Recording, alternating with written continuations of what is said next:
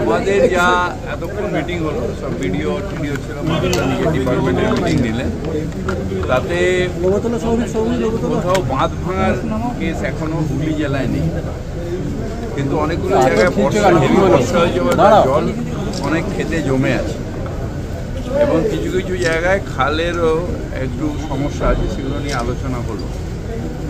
আমরা সচেতন আছি, মুখ্যমন্ত্রী নিজে আমাকে পাঠিয়েছেন, এলাকা পরিদর্শন করেছেন, আমাদের এমপি ম্যাডাম আছেন, রিলিফেরও কোনো অসুবিধা নেই, রিলিফ আমাদের পর্যাপ্ত আছে এবং মানুষের পাশে মুখ্যমন্ত্রী মমতা ব্যানার্জি আছেন।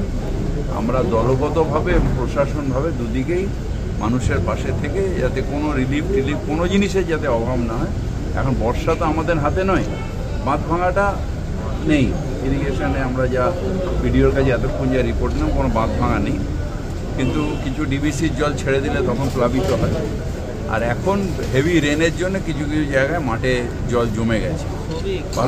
খাল বা যে আপনার এই যে নিকাশি ব্যবস্থা সঠিক নেই, এলাকার মানুষদের বক্তব্য নিকাশি ব্যবস্থা ঠিক, কিছু জায়গায় কোর্টের ডিসপিউট আছে, যেরকম ধরুন জঙ্গিপাড়ায় ওই খালটাকে নিয়ে যাওয়া যাচ্ছে না, সেই গণিখানের সময় থেকে এই সমস্যাটা রয়ে গেছে। বিরোধী দলনেতা পোস্ট করেছে কলকাতার বুকে প্রতিবাদীকে মাত্র রোহিঙ্গা মুসলমানদের, কি বলবেন? দেখেন, এইসব ছেঁড়া পলিটিক্সে আমি নেই। আসলে ডিভাইড অ্যান্ড রুল আমরা বিশ্বাস করি না, আমরা ইনক্লুশনে বিশ্বাস করি এবং মমতা ব্যানার্জি সবাইকে নিয়ে চলার পক্ষে। রোহিঙ্গা করে আসলে একটা পার্টিকুলার কমিউনিটির প্রতি হেট্রেড করার চেষ্টা করছে। There is no Rohingya in Calcutta or in Bengal.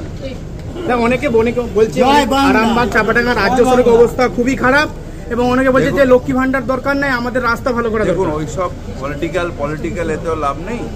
বৃষ্টিটা কমে গেলে আমরা রাস্তাগুলো সব করে দেবো। সব জায়গায় পিচের শত্রু হচ্ছে জল, এবং এখন যে বৃষ্টিটা হয়েছে সেটা হলো হেভি রেনফল।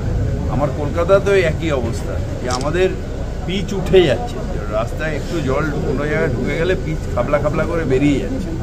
সুতরাং এই সব জায়গায় পিডাব্লিউডি হোক বা অন্য যা ডিপার্টমেন্ট আছে সবাই আমরা রেডি আছি। 10টা দিন যদি শুকনো পাই, আবার একটা জায়গায়ও রাস্তা খারাপ থাকে। বলছি, খানাকুলে মইদুলকে লক্ষ্য করে রোহিঙ্গা বলা হলো শুভেন্দু অধিকারী, নোংরা রাজনীতি। একটা লোককে, একটা ধর্ম অবলম্বনের লোককে এরকমভাবে অপমান করা, কারোর আছে ইন্ডিয়ান কনস্টিটিউশন অ্যালাউ করে আমি কাউকে এরকমভাবে ছোট করতে পারি, বলতে পারি? এগুলো হচ্ছে নোংরা রাজনীতি। নিউ নূর সোফা সেন্টার, এখানে সমস্ত রকম সোফা পাইকারি ও রিটেলে বিক্রয় করা হয়। সমস্ত সোফা নিজস্ব কারখানায় তৈরি করা হয়। প্রোপাইটার হানিফ হোসেন খাঁ ও রুহুল হোসেন খাঁ, বড়ডোঙ্গল হাটতলা সিনেমা হলের সন্নিকটে, হুগলি। যোগাযোগ 7797170093 এবং 9382003105।